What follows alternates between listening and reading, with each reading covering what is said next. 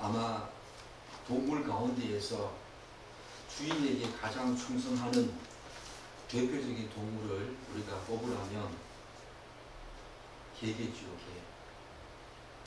일전에 약간 시간이 오래된 그런 어떤 내용이긴 하지만 전라도에 사는 백구라고 하는 그 개가 멀리 타지방에 수백 킬로미터가 되는 타지방으로 발리가지 않았습니까? 그런데 그 백구라고 하는 진돗개가 결국 어떻게 됐습니까? 그 먼 거리를 어떻게 사람도 찾아오기 힘들 텐데 그 주인을 알고 그 주인을 간절히 찾고자 하는 마음으로 주인은 그를 부렸지만 그 백구는 그 주인은 사람이었지요. 그 백구는 주인의 그 배반과 거역에 또한 버림당함에 아랑곳하지 않고 주인을 찾는 모습, 우리가 감동을 받게 되는 것은 바로 그 개의 충성심과 열심이겠죠. 사랑하는 여러분, 여러분들은 얼마나 하나님께 충성하고 있습니까? 우리 입으로 예수를 나의 주인이라고 고백은 하지만 과연 그분을 진정으로 주인답게 모시고 이 백구처럼 그분께만 충성하고 온전히 그분께만 충성하고 헌신하고 봉사하고 사는 그런 마음도 있습니까? 오늘 예수님께서는 우리에게 이렇게 말씀하십니다. 한 사람이 두 주인 못 섬긴다. 혹 이를 미워하고 저를 사랑하거나 혹 이를 중히 여기고 저를 경히 여김이라 너희가 하나님과 재물을 겸하여 못 섬긴다. 사랑하는 여러분, 우리는 지난 2주에 걸쳐가지고 산상수훈의 귀한 말씀을 살폈지요. 첫째는 보물을 하늘에 쌓아두어야 된다. 또 다른 경우는 눈의 비유를 통해서 영적 시각의 중요성을 우리가 2주 동안 살폈습니다. 전자의 말씀을 통해서는 우리의 섬김의 대상이 누구인가, 그래서 우리의 마음과 우리의 관심을 어디에 두어야 하는가 살폈지요. 그리고 후자의 말씀을 통해서는 우리 내면의 빛이 밝으면 우리의 마음이 하나님을 향하겠지만 반대로 우리의 내면의 빛이 어두우면 우리는 어지간히 믿음 생활을 한다고 하지만 여전히 이 세상에 이 땅에 마음을 두고 참된 안식 평안 기쁨 못 누리면서 살게 되는 존재다. 우리가 지난 2주 동안 이런 내용을 살폈습니다. 오늘 본문은 지난 말씀들의 단순한 반복이 아닙니다. 그 연장선상에서 매우 특별한 위치를 차지하고 있다. 저는 그렇게 생각합니다. 그래서 저는 이 본문을 샌드위치 구절이다 라고 부르고 싶습니다. 왜냐하면 오늘 6장 24절 이 말씀은 앞선 내용을 마무리하면서 동시에 뒤이어서 전개될 긴 권면, 엄밀히 말하면 마태복음 6장 마지막 절까지 이어지는 그 위대한 가르침의 시작점이 되기 때문입니다. 다시 말해서 오늘 본문은 앞선 교훈과 뒤이어 나갈 교훈 사이에서 중요한 연결고리를 하는 역할, 그 구절이다 라고 하면 틀림없겠지요. 본문은 먼저 하나님과 재물의 관계에서 우리가 흔히 범하는 착각을 단호히 지적합니다. 곧 하나님도 섬기고 재물도 섬길 수 있다는 잘못된 생각을 부정하게 합니다. 여러분, 오늘 말씀 한번 보십시오. 너희가 하나님과 재물을 겸하여 섬긴다. 하나님을 섬긴다는 말은 충분히 우리가 납득할 수 있고 이해 가능한데 재물을 섬긴다. 사랑하는 여러분, 재물을 섬긴다는 말이 이해가 되십니까? 재물을 소중히 여긴다. 귀하게 여긴다. 그런 말은 충분히 가능하고 또 통용할 수 있는 일반적인 표현인데 재물을 섬긴다. 성경은 단호하게 말합니다. 재물은 인간이 섬기는 겁니다. 단지 재물의 마음을 빼앗기는 그 행동 자체가 단지 재물을 소중히 여기고 귀하게 여기는 그 수준을 넘어서 재물을 섬긴다라고 성경은 우리에게 이야기하지. 그래서 재물을 뭘 합니까? 만문, 신으로 불러옵니다.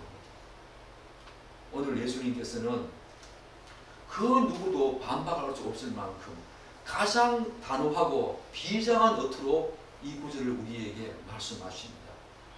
그러나 예수님은 여기서 멈추지 않으십니다. 이어지는 문목 속에서 하나님만을 주인으로 섬기기를 원하는 성도들이 이 땅에서 어떻게 살아야 하는가, 그것을 구체적으로 검열하고 있지요. 그렇다면 예수님은 이 중요한 말씀을 어떻게 여시고 계십니까? 제가 읽었지만 함께 한번 읽겠습니다. 우리 6장 24절 함께 읽겠습니다. 한 사람이 두 주인을 섬기지 못할 것이니 혹 이를 미워하고 저를 사랑하거나 혹 이를 중히 여기고 저를 경히 여깁니다. 너희가 하나님과 재물을 겸하여 섬기지 못하느니라. 예수님은 한 사람이 두 주인을 섬길 수 없는 이유를 두 가지로 설명합니다. 첫째, 한 주인을 미워하고 다른 주인을 사랑하기 때문입니다. 둘째, 한 주인을 중히 여기고 다른 주인을 경히 여기기 때문입니다. 마치 반복적인 표현을 하고 있지요. 여기서 미워하다, 사랑하다 라는 표현은 단순히 정반대의 감정으로 이해하면 안 됩니다. 성경적 용법에 따르면 미워하다 이 말은 상대적으로 덜 사랑하다 그런 말입니다. 그리고 사랑하다 이 말은 그 사랑하는 대상에게 전적인 헌신과 충성을 한다 그런 의미입니다. 여러분이 잘 아는 누가복음 14장 26절에서 예수님께서 이렇게 말씀하시지요. 무릇 내게 오는 자가 자기 부모와 처자와 형제와 자매와 및 자기 목숨까지 미워하지 아니하면 너희 나의 제자가 되지 못한다. 여기에 미워하다라는 말이 들어있지요. 오늘 그 미워하다는 그 말과 누가복음 14장 26절이 말하는 내용이 동일합니다. 사랑하는 여러분, 형제를 미워할 수 있습니까? 부모님을 미워할 수 있습니까? 그런데 예수님께서는 누가복음 14장에서 뭐라고 말씀하십니까? 형제를, 자매를 미워하지 아니하면 나의 제자가 되지 못한다. 여기서 미워하다 라는 뜻이 무엇입니까? 예수님보다 더 사랑하는 것. 미워하다는 말은 비교급으로 예수님보다 더 사랑하는 것. 예수님보다 더 사랑하면, 그들을 예수님보다 더 사랑하면 나의 제자가 되지 못한다. 그런 뜻이지요. 미워하다는 단순한 감정적인 반감이 아닙니다. 예수님보다 그들을 더 사랑하거나 우선하지 말라는 비교적 표현이지요. 다시 말씀드려서 예수님께 대한 절대적인 헌신이 그 어떤 사람보다 앞서야 한다. 그런 표현 아닙니까? 따라서 본문에서 말하는 미워하다와 사랑하다 역시 단순한 감정적인 대립이 아닙니다. 종이 주인에게 드리는 헌신의 진정성과 전폭적인 충성을 가리킨다고 할 수 있지.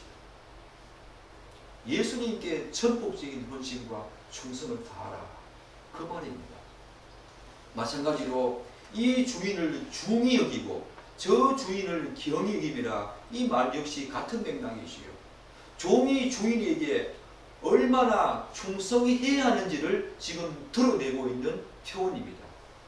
그러므로 예수님은 사실상 같은 의미를 두 번 반복하고 있는 것입니다. 왜요?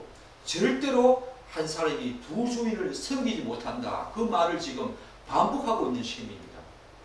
결국 한 사람이 두 주인을 섬길 수 없는 이유는 단순히 두 주인을 동시에 대하기가 어려워서가 아닙니다.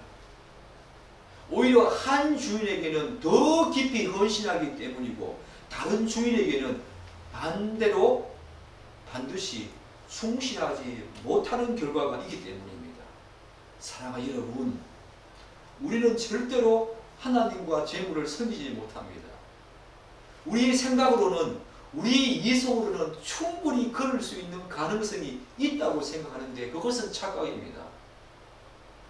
종이 주인을 섬긴다는 것은 단순히 부분적인 충성이나 제한적 순종이 아니지요. 사랑하는 여러분, 여러분들이 하나님과 재물을 겸하여 섬긴다고 할 때 분명히 한쪽을 경히 여기거나 한쪽을 중히 여기기 마련입니다. 한쪽에 더욱더 전폭적인 지지와 헌신과 충성을 하기 마련입니다. 그런데 예수님은 그런 사항을 두고 나를 섬긴다 그렇게 말씀하지 않습니다. 오로지 예수님만 섬기는 것, 그분에게만 전적적인 충성과 헌신과 드림을 그분은 나를 섬기는 것으로 여기고 있지. 우리는 그렇게 생각하지 않습니다. 하나님께 더 열심히 하고 물질도 섬기면 되지 않냐.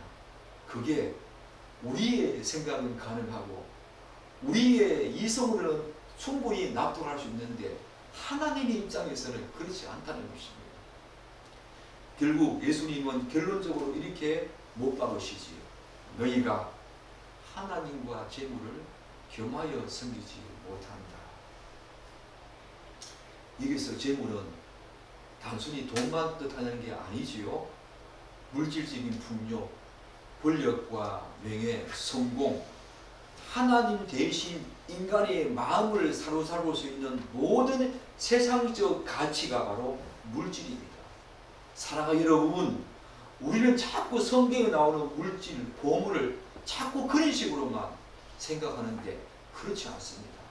여기서 하나님과 재물을 겸하여 섬기지 못한다 할 때 이 재물은 단순히 돈, 그것만을 의미하는 것이 아니지요.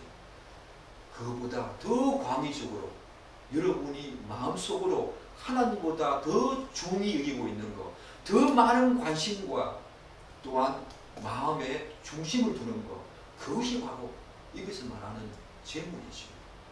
여러분들은 그런 것 있지 않습니까? 우리에게는 각자 다 그런 것이 존재합니다. 부족할 수 없습니다. 예수님은 하나님과 재물을 극단적으로 이렇게 대조하시면서 두 가지가 결코 함께 섞일 수 없음을 단언하십니다. 하나님과 재물은 앞서 제가 말씀하신 이 눈의 밝음과 어두움처럼 결론적으로 절대적으로 양립할 수 없는 대립관계에 있기 때문에 예수님께서는 하나님과 재물을 겸하여 모신다. 대립관계입니다. 섞일 수가 없습니다. 눈의 밝음과 어둠처럼 극단적인 대립관계에 있는 것이 바로 하나님과 재물입니다.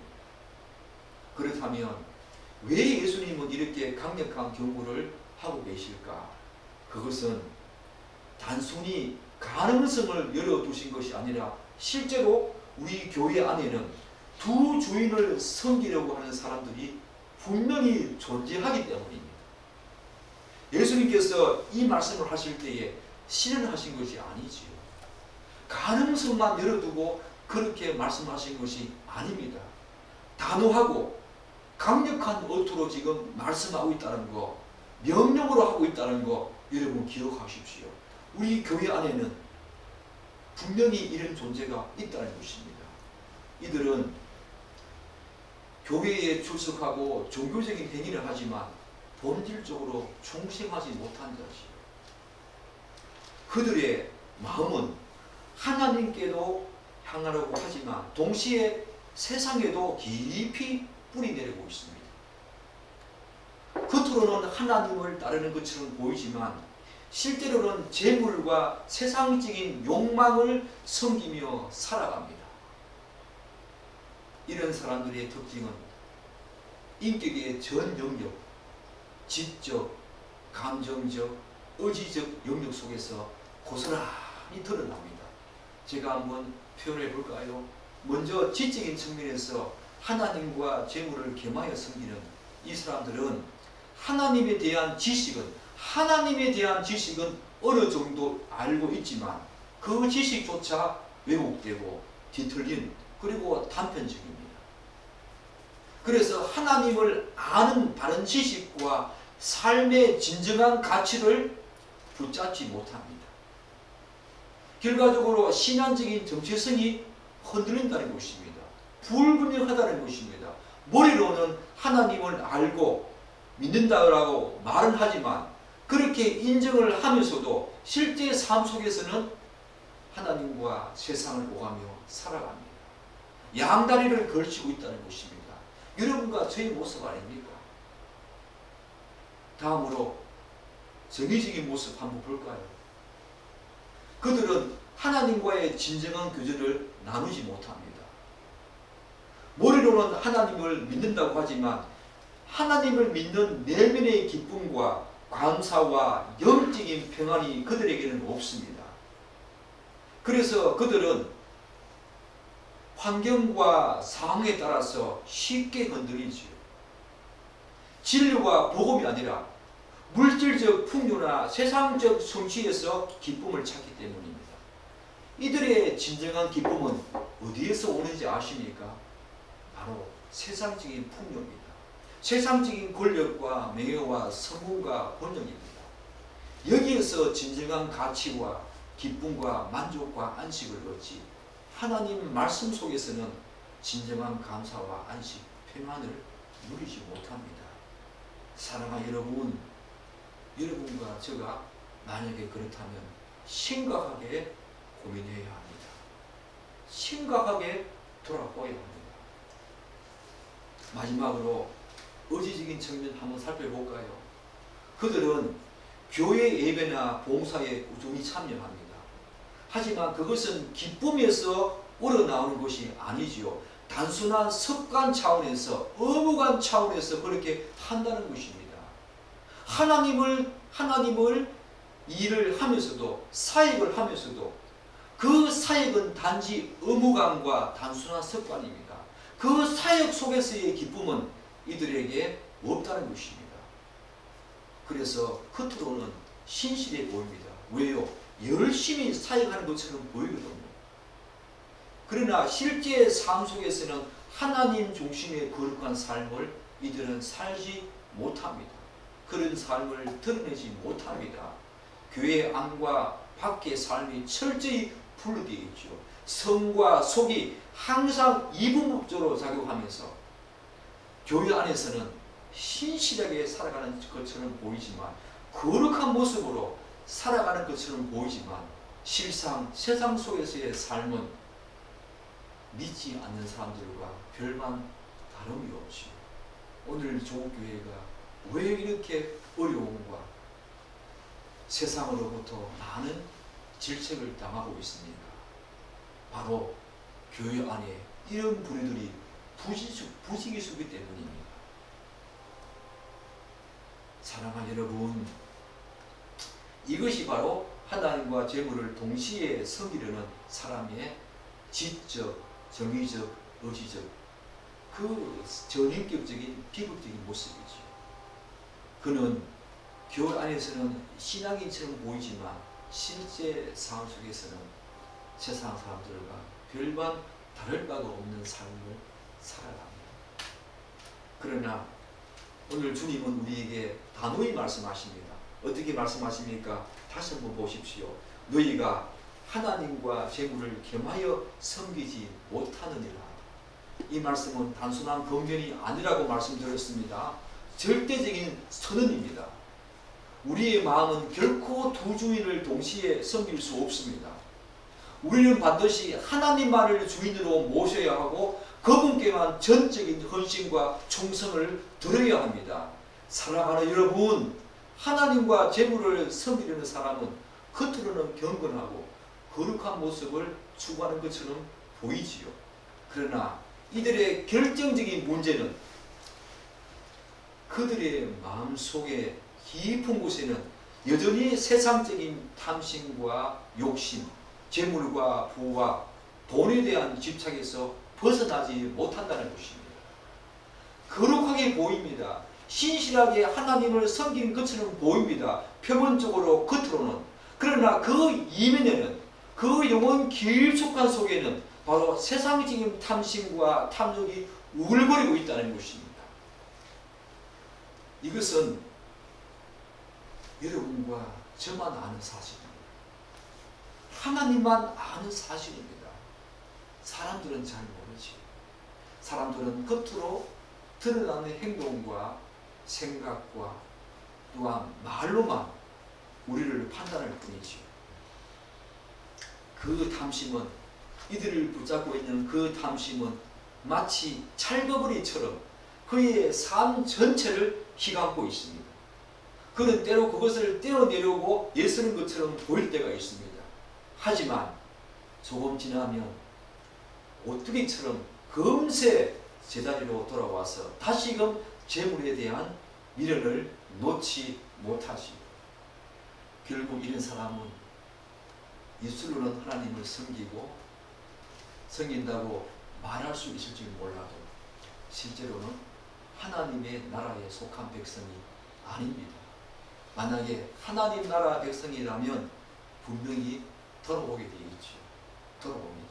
일시적으로는, 단회적으로는 그럴 가능성이 충분히 있고 그럴 여지가 있지만, 그 자리에 계속 머물러 있다면 그 사람은 하나님 백성이 아니죠.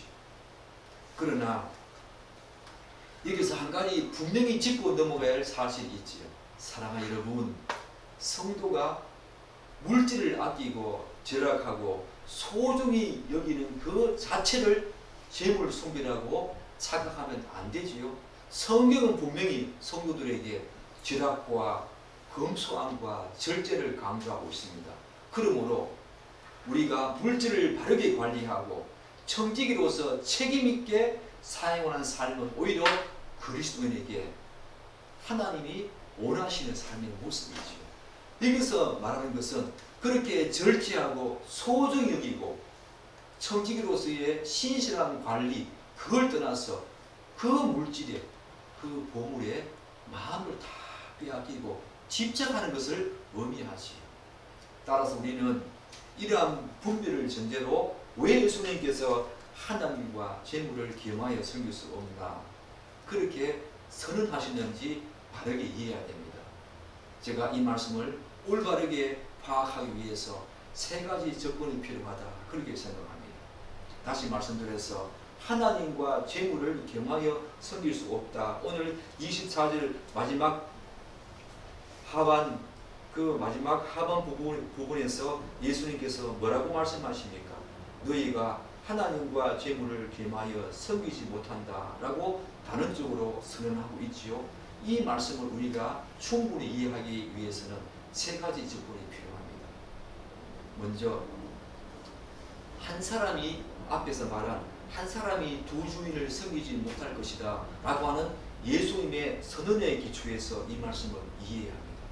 그리고 두 번째는 하나님의 속성에 비추어서 이 말씀을 이해해야 하고, 마지막으로 거듭난 성도들의 존재론적인 변화를 통하여서 이 내용을 이해해야 합니다. 사랑하는 여러분, 본문에서 분명히 예수님은 너희가 하나님과 재물을 겸하여 섬기지 못한다 라고 말씀하지 않았습니까? 이 말씀은 그 앞에서 말한 한 사람이 두 주인을 섬기지 못할 것이다 라고 하는 이 선언 위에서 두 주인을 섬기지 못한다는 이 선언적 의미 위에서 세워진 말입니다. 즉 두 구절은 서로 분리되는 것이 아니라 원인과 결과로 연결되어 있지요. 상반, 한 사람이 두 주인을 섬기지 못한다. 그렇기 때문에 너희들은 하나님과 재물을 겸하여 못 섬기는 것입니다. 원인과 결과지요. 그렇다면 이 말씀이 의미하는 바가 무엇이겠습니까? 예수님은 두 주인을 하나님과 재물로 대조하셨다는 사실은 재물 또한 제가 아까 말씀드린 것처럼 실제로 우리의 주인이 될 수 있으며 섬김의 대상이 될 수 있다는 사실을 지금 전제하고 있습니다.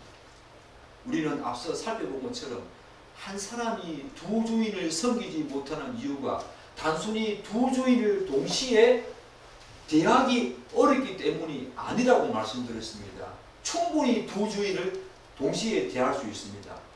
그러나 두 주인을 섬기지 못한다는 그 본질적인 이유는 결국 한 주인에게는 더 깊게 헌신하게 되어 있고 다른 주인에게는 상대적으로 소홀해질 수밖에 없기 때문에 예수님께서는 두 주인을 동시에 못 섬긴다 그렇게 말하는 것입니다. 충분히 두 주인을 충분히 대할 수 있습니다. 그러나 경히 여기고 중히 여기고 또한 사랑하고 미워하는 것 그것이 분명히 존재한다는 것이요. 결국 섬김의 무게의 중심은 반드시 어느 한쪽으로 기울게 되어 있습니다. 성도가 하나님과 재물을 동시에 섬기려 한다면 때로는 하나님께 더 헌신한 듯한 모습을 보일 수 있지요. 그러나 반대로 재물 쪽으로 마음이 기울어서 더 크게 헌신하는 상황도 우리가 분명히 발생할 수 있다는 사실 우리가 인정해야 합니다. 이때 상대적으로 더 사랑하고 더 소중히 여기는 주인이 곧 참된 주인이 되지요. 반대로 덜 헌신하는 쪽은 사실상 미워하거나 경히 여기는 주인일 수밖에 없지요.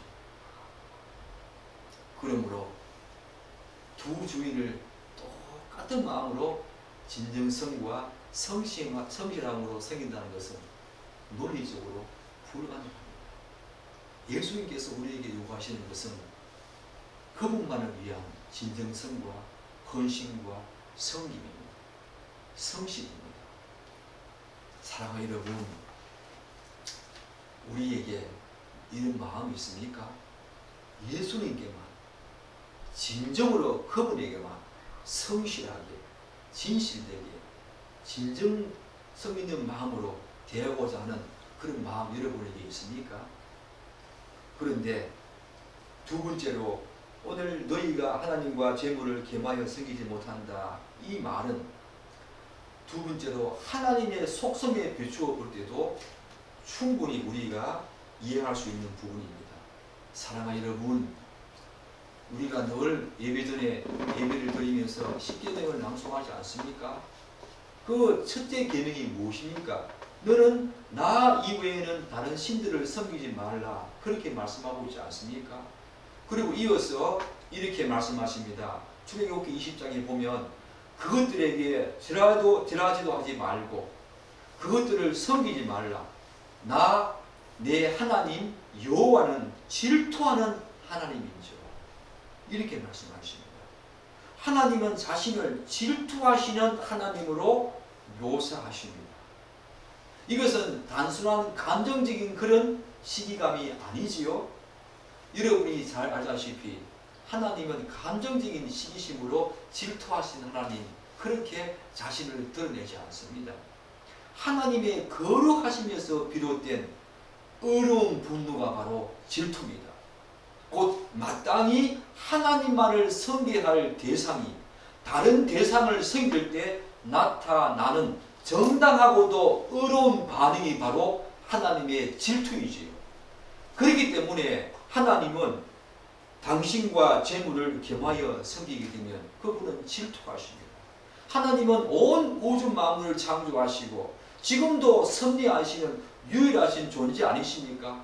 그분은 스스로 존재하시며 자존하시고 영존하시는 분 아니십니까? 따라서 그 어떤 피조물과도 비교할 수 없는 유일하신 분이 하나님이십니다.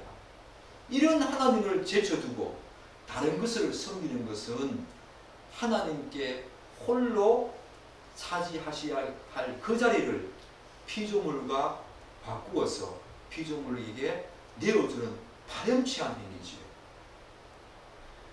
그러므로 하나님께서 질투하신다는 것은 곧 그분의 사랑과 언약에 대한 충실함의 표현입니다.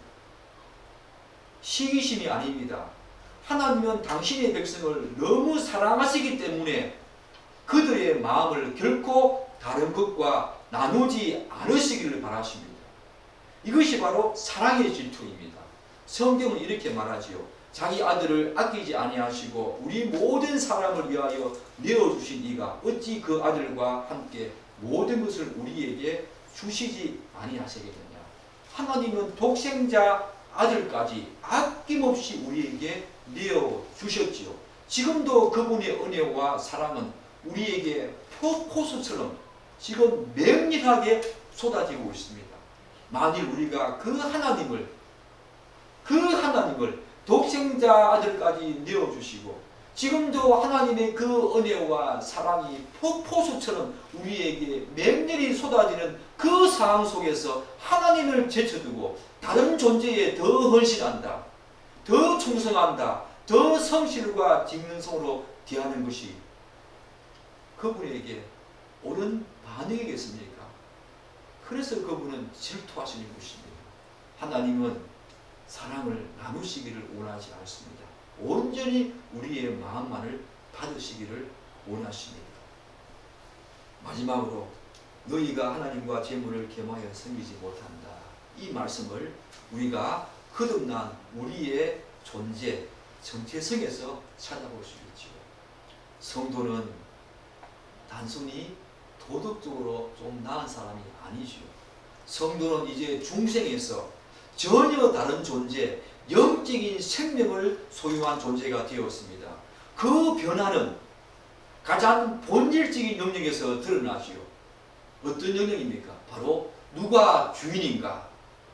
여러분과 저가 성도가 되었다는 것은 이제 누가 주인인가 라고 하는 이 문제에서 하나님만이 주인이다 라고 고백할 때에 진정한 생명의 역사가 일어난 것이고 진정한 내면의 변화가 일어난 것입니다.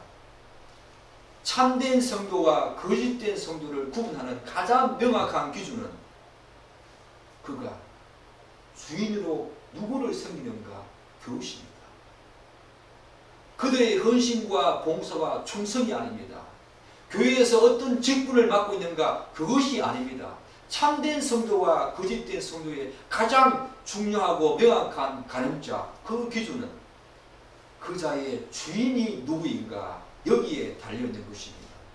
사랑하는 여러분, 재물은 단순히 수단이 아닙니다. 재물은 우리에게 섬김을 요구합니다. 만몬 신입니다. 재물은 소유하는 순간 끝나는 것이 아닙니다. 그 마음을 붙잡고 주인의 자리를 차지하려고 합니다.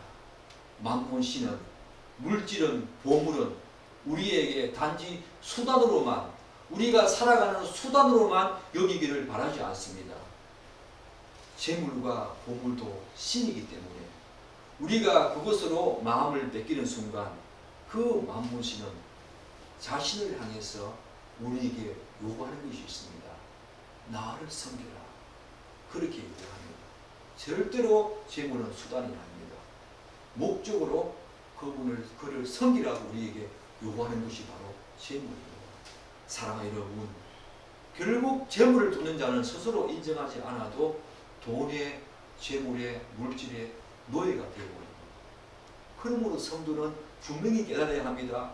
하나님의 나라는 재물과 함께 섬길 수 없다는 것 분명히 깨달아야 합니다. 이런 하나님의 속성, 거듭난 자의 거룩한 정체성, 그리고 오늘 한 사람이 두 주인을 섬기지 못한다라고 하는 이런 세 가지 측면에서 예수님께서 단호하고 또한 강력한 어투로 우리에게 요구하십니다.